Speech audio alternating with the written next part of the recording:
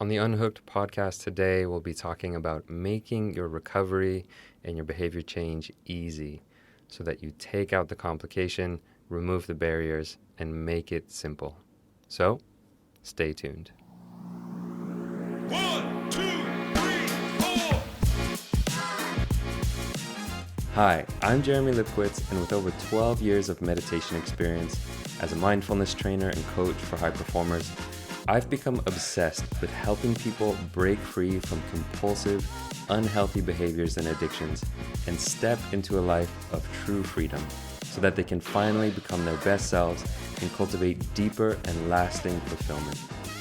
I've created Unhooked, the Breaking Porn Addiction podcast, to give you simple, actionable, step-by-step strategies to master your mind and optimize your life. This is Unhooked. So hello, ladies and gentlemen, and welcome to another episode of Unhooked. Today on the episode is all about making your life easy, making your recovery, making your habits and routines, taking out the complexity, making it simple, and making it easy for yourself. Now, this is the fourth in the series of going through this book on Stick With It. This is the book from Dr. Sean Young, UCLA Medical School professor, also the director of the Center for Digital Behaviors. And his book is, just so mind-blowing to me. And so we're going through one by one in each of the steps. And so if you haven't listened to the previous 3 episodes in this series, I highly recommend starting at the beginning and going through one by one because it will all make sense when you put it together. But if you've made it this far, today is all about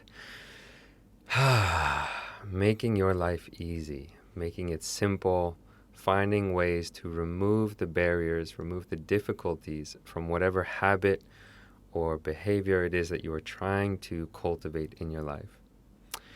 So today's topic has much less to do with the psychology or the emotional aspect of recovery. On this episode, I talk a lot about how recovery needs to start at the root. It needs to be the deep work of recovery so that you're not just doing the superficial, putting a Band-Aid on it, but you're actually building out a more fulfilling life and recovering from the inside out. But today is much more about the nitty-gritty details, the nuts and bolts about how to quit successfully, how to actually stop the habit of watching porn, or how to start the habit of doing something you want to be doing, like exercising or eating well. And in the book, Dr. Young calls this the force of easy. And this is what I talk about in my online course as being smart about your recovery. Cheating in ways that make it easier for you to stick with your goals. Now, the main idea here is this. If you're having trouble doing something, make doing it as easy as possible. And if there's something you want to stop doing, make doing that as hard as possible. Because the basic concept, it's so obvious, is that if something is easy for you, you are more likely to follow through with it. You're more likely to stick with it. And if something is hard, you have to use a lot of willpower, a lot of motivation, a lot of effort to actually do it. Now, as a personal story from my life and my recovery, one of the ways that this was so important for me in my journey of recovery, when I first started realizing I needed to quit porn, it wasn't easy. Porn was still everywhere. I had my computer with me. I was still a college student.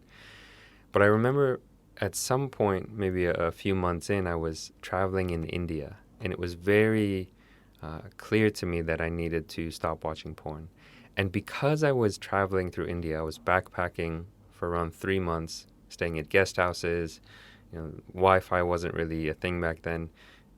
We didn't have smartphones, really. So I wasn't connected to the internet in the same way that I was before. And watching porn was just very hard.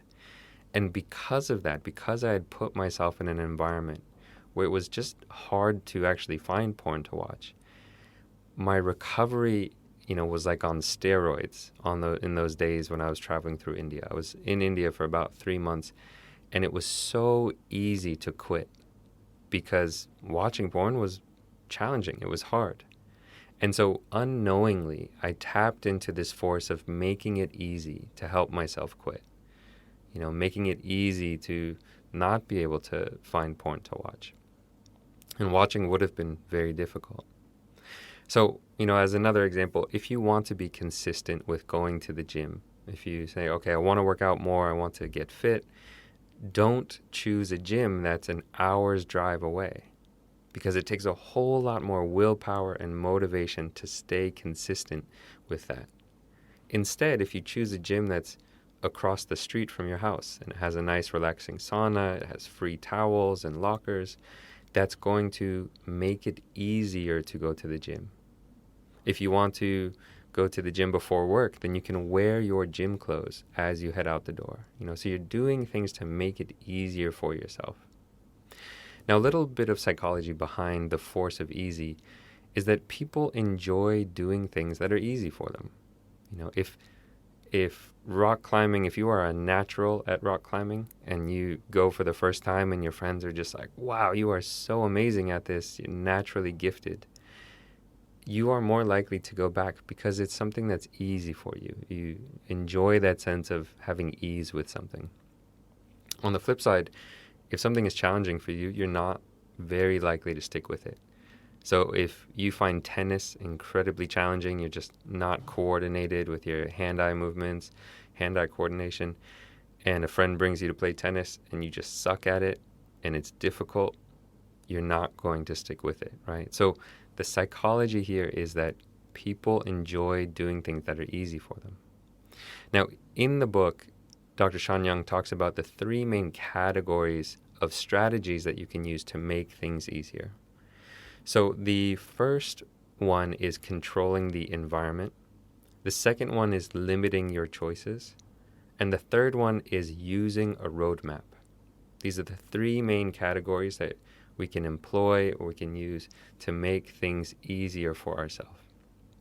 Now, each one of these I'll go through and they'll be incredibly helpful for assisting your recovery, assisting your, whether it's breaking free from porn or breaking free from social media or eating healthier, whatever habit you want to cultivate, whatever change you want to bring into your life, these three will help you. It means that you will have to use less willpower, less motivation, and you're more likely to finally cultivate those healthy habits and kick the bad habits from your life. So the first step you can do is, again, what they call controlling the environment. And in my online course, Unhooked, this is what I call behavioral architecture, or sometimes stimulus control. And it's about giving yourself an environment that is actually supportive of your intentions and your recovery.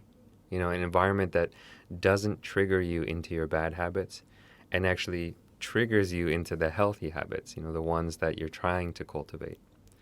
So some relevant examples here, some studies. There was one study that found that the most effective way to quit smoking was simply to remove all the tobacco products from your home and choose a date to quit. So really, again, controlling your environment. When you remove all those tobacco products, you remove everything from your home. That was one of the most effective ways for people trying to quit smoking. Another interesting study related to this is they found that people who live in an area or in a neighborhood with more liquor stores tend to drink more alcohol. And people who live in neighborhoods with more marijuana dispensaries tend to smoke more marijuana. So again, noticing the effect of your environment and what is in your environment.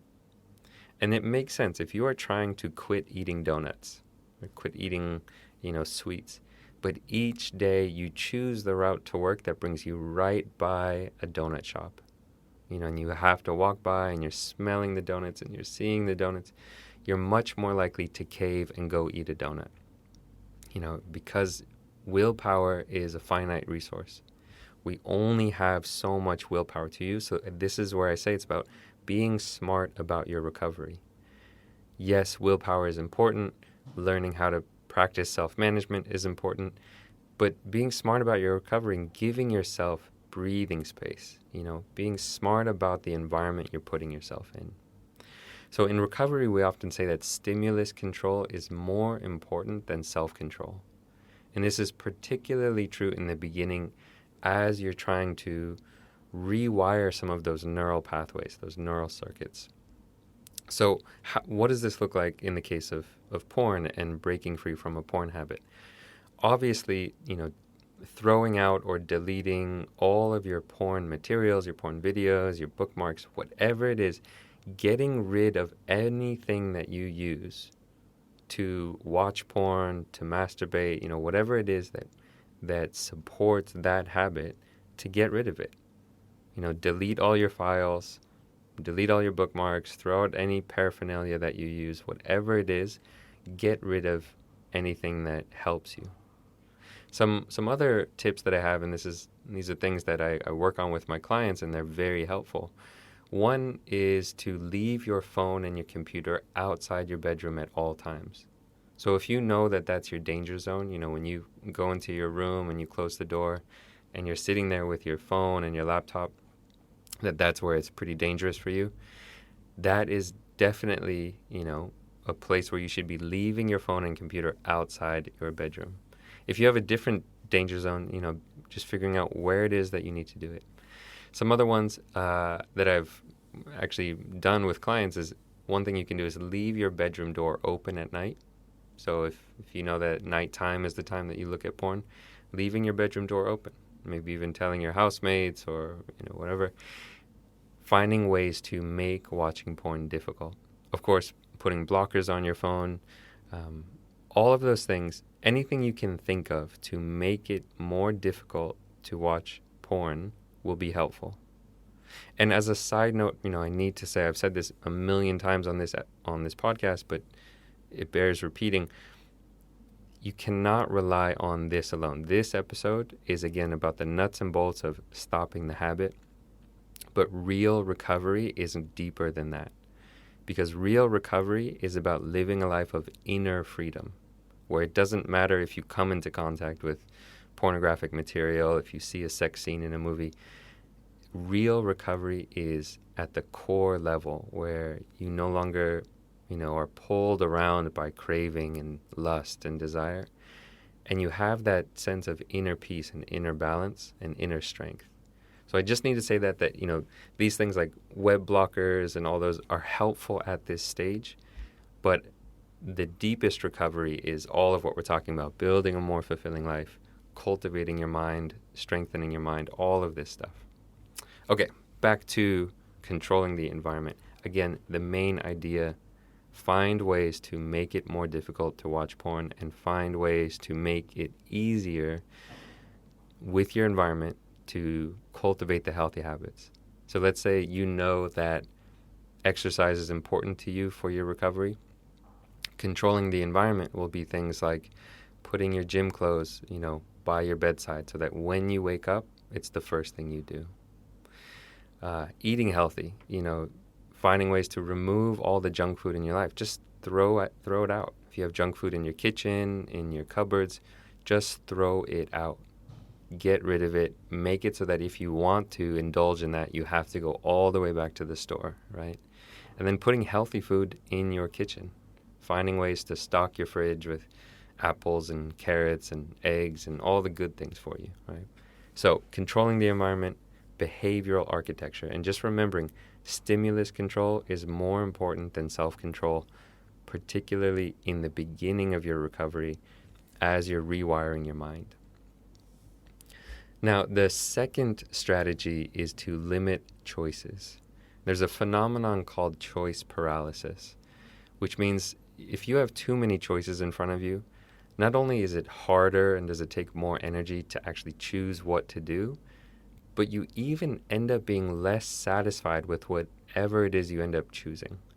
They've done so many studies on this showing if you go into a supermarket and you're presented with 4 options of jam versus if you're presented with 24 options of jam, people are actually happier when they only have 4 options. We think, oh, okay, more choices will make me happier, but it's the opposite. The more choices you have, the more decision paralysis you have, and the less satisfied you are after you choose. So very interesting to think about that. Just the emotional energy it takes to process, to choose, and then the comparison that happens afterwards. So one way to see the relationship of this with your habits is, let's say, again, you want to exercise more because you know it's important for your recovery. And this is true. I'm using that example because exercise is important. If you're not exercising, if you're not taking care of your body, it's very hard to, really recover your life. So let's say exercise is one of the things you're trying to cultivate, and you're giving yourself the option of running, lifting weights, rock climbing, dance, yoga, tai chi, and kickboxing. And you just say, well, at least 3 times a week I have to do one of those 9 different things. Then each morning you wake up, you will be paralyzed with what to do. Should I go to the gym? Should I go to a dance class? Should I do kickboxing? Should I go rock climbing? What should I do? And on the flip side, if you limit your choices and you say, okay, I'm going to exercise 5 days a week, and I'm going to alternate between swimming and going to the gym. You limit your choices. So when you wake up, yesterday I went to the gym, today I'm going to swim. Again, this comes down to making things easier. The fewer choices you have, the easier it is to know what to do. And that leads me to the third strategy, is to use a roadmap. So again, the third strategy for making things easier for yourself is having a roadmap that you're following. This is one of the huge stumbling blocks for people recovering from porn, is that they don't have a roadmap for their recovery. They don't know where to get started. Obviously, if you're not clear on what you need to do in your recovery, it's hard to actually move forward. You might just think, well, I just need to stop watching porn, but I'm not sure what else to do. Of course, that's not going to be as successful as if you have a proven roadmap, something that you trust and say, as long as I'm following the steps on this roadmap, I know that I will reach my destination. So one of the best things you can do for your recovery is have a roadmap in place, knowing the steps you need to take to move forward and make progress. So for example, with quitting porn and really breaking free from addiction, some of the steps I talk about in my online course, the first one is really get clear on your vision, on what's important to you in life. This again, it's the roadmap that I walk people through, and these are steps that you need to take. You need to know what's important to you. You need to know what kind of life you want to have in the future. The next step is building the strong mental foundations. So learning how to cultivate your mind, learning how to practice mindfulness, how to practice self-compassion, how to practice resilience and equanimity. These are things that you need in your journey. The third step that I talk about in my course is setting goals, cultivating healthier lifestyle habits, exercise, sleep, nutrition, really cultivating, that well-rounded, balanced life. And then finally, another step in the process of recovery is making sure to build that more fulfilling and meaningful life, a life that doesn't need addiction. This is the deeper work. Again, if you just do the first couple, you're mostly going to be focused on that superficial aspect, the just stop watching porn. But the truth is, addiction comes from an unfulfilling life. It's when we don't have our needs met that we need to escape into addiction.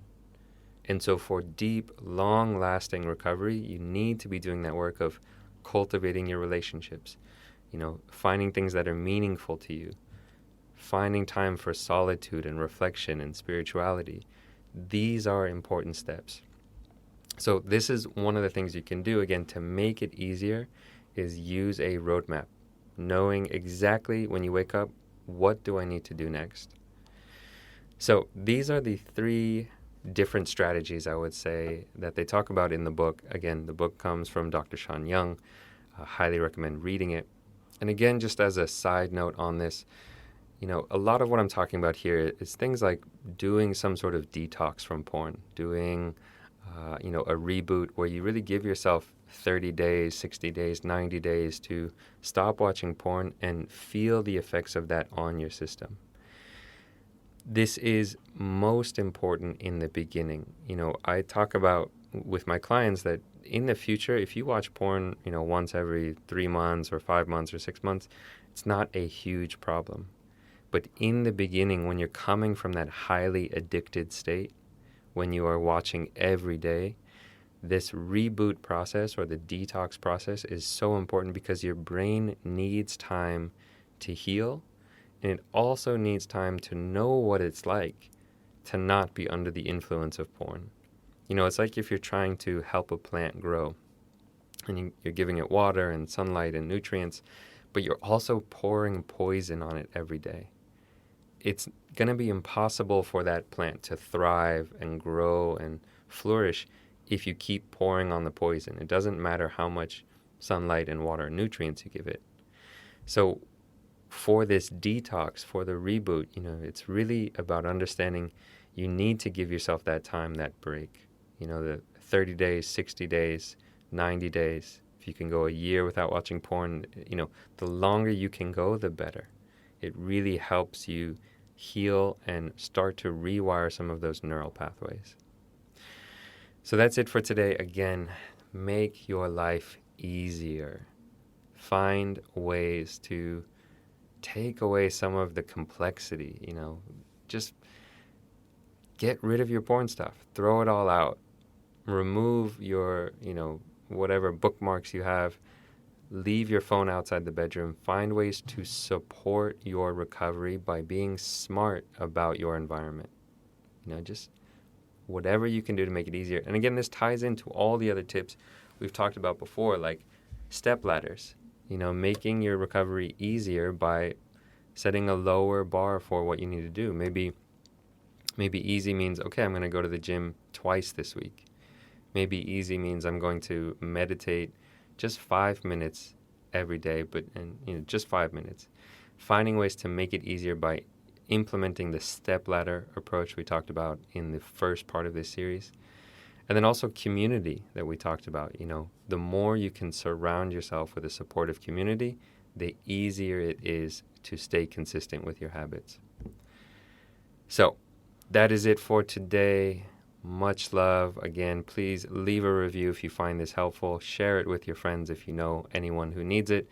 And as always, if you are looking for support and coaching, feel free to sign up for a free discovery call on my website, or you can sign up for my course, which is all about this. It gives you that roadmap.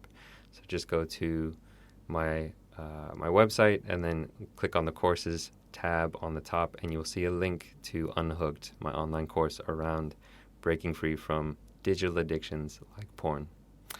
So that's it. Much love to you all, and I'll see you on the next episode.